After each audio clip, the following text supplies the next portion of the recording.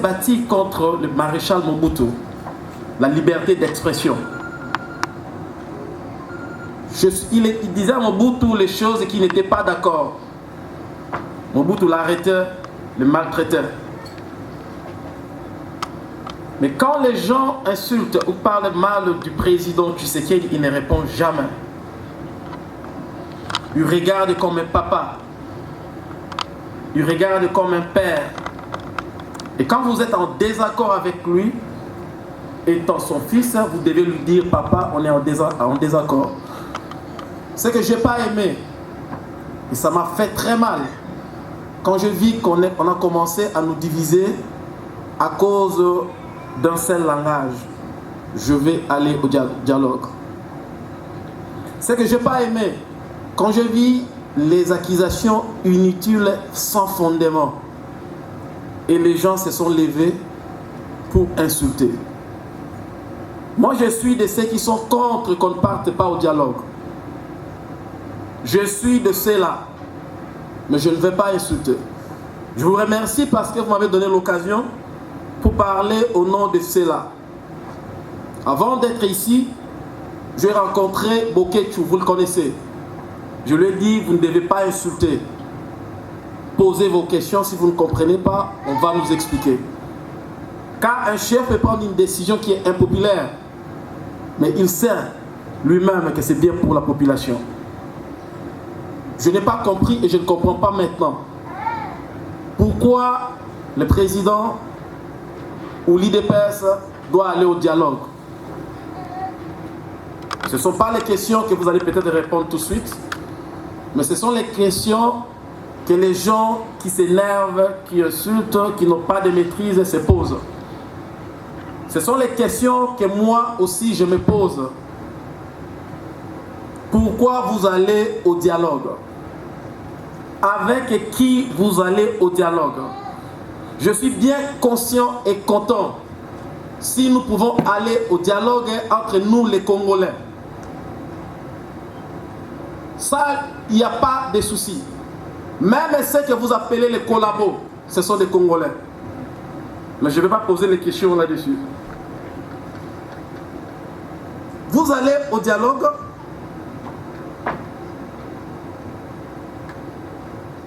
avec quelqu'un qui vous a volé les élections. Vous allez au dialogue avec quelqu'un que vous avez dit qui n'est pas le président élu. Vous allez au dialogue avec quelqu'un qui vous a volé les élections.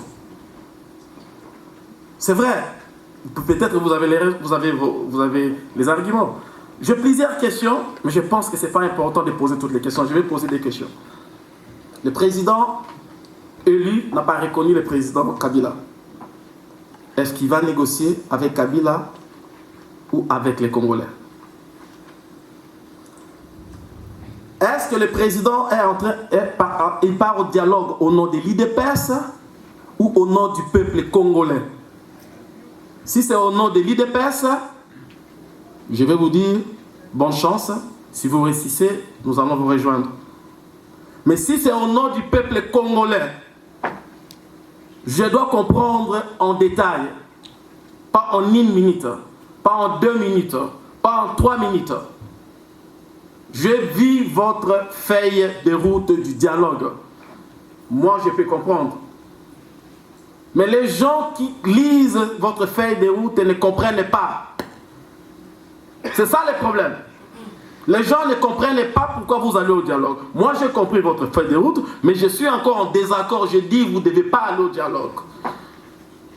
À part avec Kabila. Le président, c'est notre président. C'est notre président. Vous pensez peut-être que c'est les gens de l'IDPS qui ont fait tout pour que le président soit élu. Vous allez être surpris. Dans mon village de l'Équateur, nous avons mobilisé les chefs coutumiers à partir d'ici, en Irlande. On a de l'argent, des vélos, pour mobiliser que c'est le président Tshisekedi qui doit être élu. L'argent que vous avez ici, les élections, peut-être ce n'est pas arrivé là-bas. Mais nos messages ont arrivé chez nos familles, dans nos villages, pour que Tshisekedi soit élu. S'il part là-bas pour nous représenter, et si on est en désaccord, même si vous allez quand même au dialogue, mais écoutez-nous. Écoutez-nous. ramassez ces questions. Éduquez ceux qui insultent et qu'on n'insulte pas un papa. Ne répondez pas aux insultes. Il y a la division à cause du dialogue, à cause de l'incompréhension. Les gens qui divisent, je l'ai dit une fois, deux fois, ça c'est la troisième fois. Vous voyez les gens mourir dans des photos. Vous voyez les dégâts tribaux, les guerres tribales, vous attendez à Béni dans des journaux. Vous n'avez jamais vécu cela. Moi, je l'ai vécu. Vous insultez une tribu, vous insultez toute la tribu. Nous devons préserver l'unité nationale que le maréchal Mobutu nous a léguée. C'était un voleur, c'était un aventurier, mais nous devons le préserver. Je n'interdis pas à l'IDPS dans le dialogue. C'est bien au contraire. Parce qu'il est, le président Tshisekedi, il est expérimenté en politique. S'il prend une décision, ça veut dire qu'il a tellement réfléchi et il a pris des risques pour prendre cette décision. Mais nous ne pouvons pas nous diaboliser, nous diviser et oublier l'objectif qui est la libération totale de notre pays. Nous ne pouvons pas, c'est impossible. Quand je regarde, mais j'ai compris quelque chose. Pourquoi le président avait dit « prenez-vous en charge ». Quand il avait dit « prenez-vous en charge », il n'avait pas dit « je vous prends en charge ». Prenez-vous en charge, ça veut dire vous et moi, nous devons nous mettre ensemble pour sauver ce pays. Ce n'est pas nous devons attendre que le président sauve ce pays. Pour ceux qui disent contre les dialogues comme moi, qu'est-ce que nous proposons? Qu'est-ce que nous proposons? Avec les accusations, d'accord. Mais qu'est-ce que nous proposons? Le peuple est fatigué. On n'a pas besoin de dire il a volé à Lembongwa, Kenda, Kendete. Qu'est-ce que nous proposons?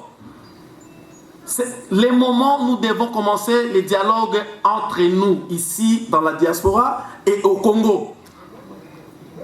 C'est à partir de ces moments-là que nous allons savoir que nous sommes libres. J'ai un témoignage par rapport à l'organisateur qui a fait cet événement. Avant de venir, on m'a appelé, on m'a dit à Lembongo. Mais je suis avec lui. 24 heures ici, 24 heures. Chim se démerde. Il se demande comment les gens peuvent manger. Il se fait des déplacements. Il paye même les hôtels des invités. Ces garçons, que Dieu les bénisse. Amen. Je vous demande d'applaudir pour Chim et notre quartier. Ce n'est pas une question. Je n'avais pas vraiment de questions parce qu'il y a tellement de questions. C'est les techniciens, les avocats, parce que c'est eux qui comprennent pourquoi ils doivent aller au dialogue. Mais expliquez au moins à la population. Comprenons-nous que nous, we can disagree but agree. Comprenons-nous qu'on peut se diviser mais toujours être ensemble. Comprenons-nous que nous nous battons pour le pays, pas pour Tshisekedi ni pour Mbana. Comprenons-nous que le Congo nous appartient à nous tous. Si vous voulez vous diviser, dites-nous, nous allons nous diviser. Si vous voulez que nous soyons ensemble, nous allons nous lever et expliquer à nos frères. Ceux qui sont dehors, ce n'est pas comme ça qu'on fait. C'est comme Bissa a fait qu'on fait. Entrez dans la salle, parlez librement, posez vos questions.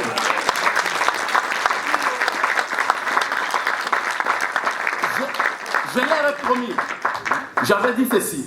Si je viens ici et qu'on ne me donne pas la parole, je vais rentrer et je vais les dire que les gens n'écoutent pas. Mais à ma grande surprise, me voici. Dans la salle où la majorité des gens sont les gens de l'IDPS et ils sont là en train d'écouter. Et le président, je le preuve qu'il écoute. Mais il est libre de prendre une décision comme un président. Mais expliquez-nous. Moi, je suis contre les dialogues. Kabila, entre parenthèses, je ne peux pas entrer. Vous ne l'avez pas reconnu. Vous allez au dialogue avec la personne que vous ne l'avez pas reconnue. Vous voulez organiser les élections avec la personne que vous ne l'avez pas reconnue, qui vous a volé les élections. Au lieu d'aller au dialogue, mais demandez dialogue na Batouazan à diaspora, Batouazan à Libanda. Prenez les rapports des gens, il y a ma concertation, Bassali. Prenez cette décision, allez montrer au président et les dites, regardez ce que votre peuple veut. Et lui, il peut assumer et décider autrement par rapport à sa sagesse et à son expérience politique. Merci bien. Je vous remercie. Merci. Alors, qu'avez-vous prévu? Donc ça, c'est plan B. Et comment cela sera réalisable? Donc, la troisième question, connaissant Kabila, donc j'ai dit, je m'explique un peu, Kabila, champion en piège et en manipulation. Comment pouvez-vous vous engager à dialoguer avec lui? Et s'il vous driblait, comme on a vu avec le traité de Nice, je reviens un peu au petit problème du traité de Nice, mais je ne vais pas y entrer dedans, tout le monde connaît. Donc, comme on a vu avec le traité de Nice, dont les participants congolais étaient apparemment piégés. Bon, quatrième question. Pensez-vous aller à l'élection présidentielle en 2016 avec Kabila, les mêmes personnes de CENI? Si oui, est-ce normal? Bon, la cinquième question, c'est une question pour nous les combattants. On se pose souvent cette question puisqu'on ne voyait pas clair. C'est vrai, nous sommes des combattants qui soutenaient le président Tshisekedi en 2011, mais beaucoup se posaient des questions, mais si le président, avec le recul, s'il aurait dû devenir président, bon, je pose la question, elle est là. Si vous étiez devenu président de la République congolaise, quelle place dans le gouvernement auriez-vous réservé aux combattants de la diaspora, dont beaucoup veulent être dans le nouveau gouvernement sans Kabila pour participer à la reconstruction du pays et à la sécurisation de notre peuple? Voilà. Merci bien. Merci. Ingeta. Moi, c'est Maman Mimi de la radio Bossomi. Bonsoir, bonjour à tout le monde. Voilà, moi je suis une combattante avant d'être une journaliste. C'est pourquoi vous me voyez, je ne suis pas en train de filmer. Alors, oui. Alors, je pense que cette réunion, c'est justement pour pouvoir convaincre les gens comme nous. Nous ne sommes pas encore décidés, on ne sait pas est-ce que nous sommes pour, nous sommes contre, et cette réunion devrait être la raison pour laquelle vous êtes là en train de nous expliquer, nous convaincre afin que nous puissions nous joindre au dialogue. Et maintenant, je voulais quand même voir, quand je regarde l'affiche, c'est écrit face à face avec le président élu. Si moi j'ai fait les déplacements de la Hollande, c'est parce que je voulais voir le président face à face. Donc il n'est pas là et nous sommes aux environs des 21h, le président élu n'est pas là. Maintenant mes questions, je les pose à qui? Aux techniciens? Ok, je vais les poser, mais ce sont des préoccupations, je veux que les gens me convainquent, qu'on me dise ok, voilà, nous voulons que vous veniez de notre côté, que vous puissiez venir au camp du dialogue pour que nous avancions ensemble pour la libération totale du pays. Alors la première question, qui a commencé cette histoire de dialogue? Ça vient d'où? Parce que 2011, il n'y a pas eu de dialogue. En 2006, il n'y a pas eu de dialogue. En 2012, 2013, 2014, ce n'est pas de dialogue. Pourquoi en 2015, il y a cette histoire de dialogue? Ça a commencé où? Alors, la deuxième préoccupation, la date de ce dialogue. Si le dialogue va se tenir à 2015, chers patriotes et compatriotes, nous avançons la fin de 2015.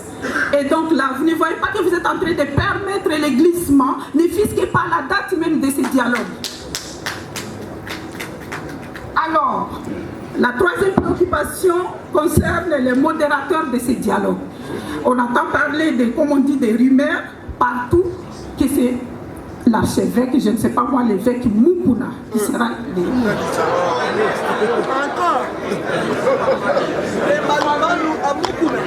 Voilà, la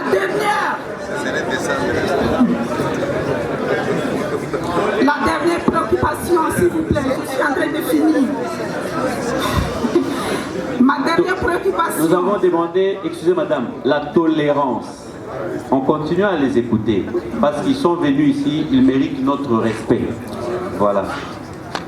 Voilà, la dernière préoccupation concerne le calendrier même électoral.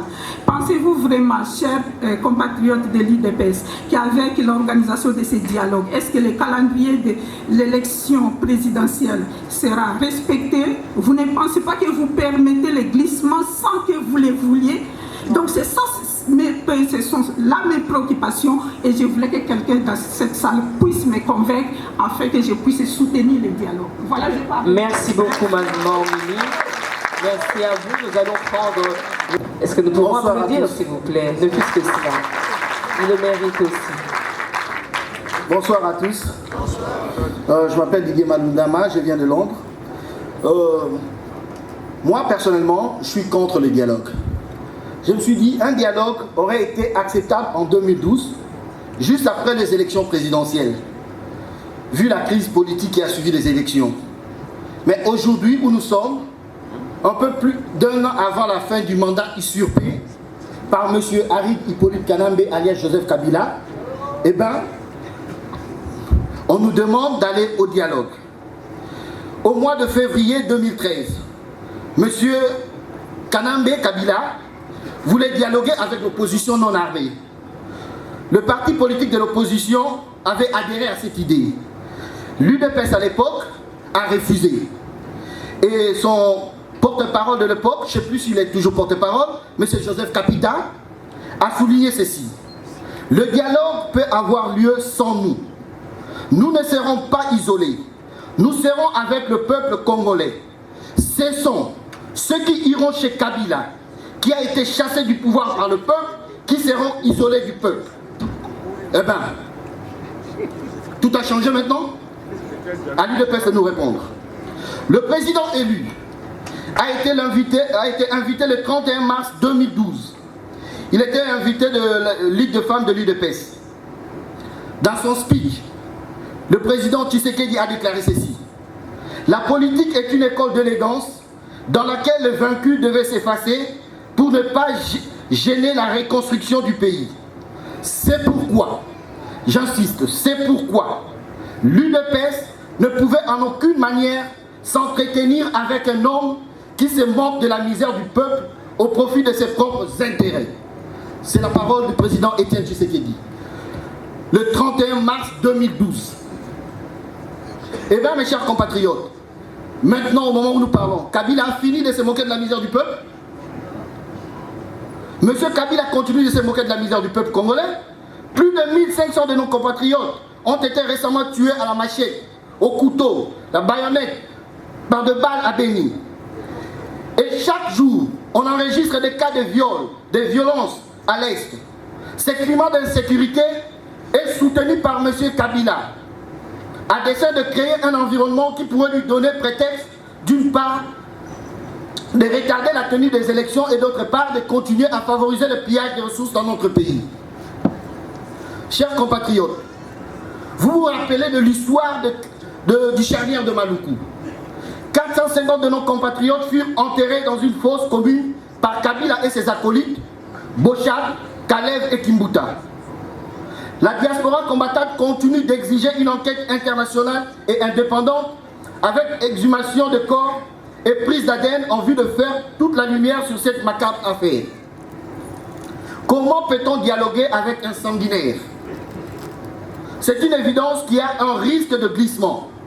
Les dialogues risquent de nous entraîner dans un schéma de transition et de déboucher au glissement du calendrier électoral en violation de la Constitution. C'est un dialogue piège, plutôt que la volonté de sortir de la crise politique actuelle. Mes chers compatriotes, comme vous le savez, Kabila n'est pas un homme de parole. Nous ne pouvons pas lui faire confiance. Nous sommes coutumiers du non-respect des engagements de M. Kabila. L'accord de Goma à Manileo n'a jamais été respecté. Il préfère accepter les accords signés avec ses compatriotes de groupes rebelles, le Rwandais de M23, qui sont tous graciés. C'est pourquoi nous, dans la diaspora combattante, adhérant aux principes qui guident une gouvernance électorale inclusive, nous suggérons ceci. La tenue dans la métropole, ici en Belgique peut-être, d'un forum inclusif sur le processus électoral avec la participation du gouvernement congolais, la société civile, l'opposition, la diaspora combattante ainsi que la communauté internationale, tel que recommandé par le Conseil de sécurité des Nations Unies dans sa résolution 2211 du 26 mars 2015. Et nous demandons aussi le respect de la Constitution par M. Kabila, qui ne remplit même pas les conditions pour être un ex-président sénateur à vue, vu son passé sanguinaire. Je vous remercie. Merci beaucoup, M. Malundam. Merci en tout cas pour toutes les interventions et questions.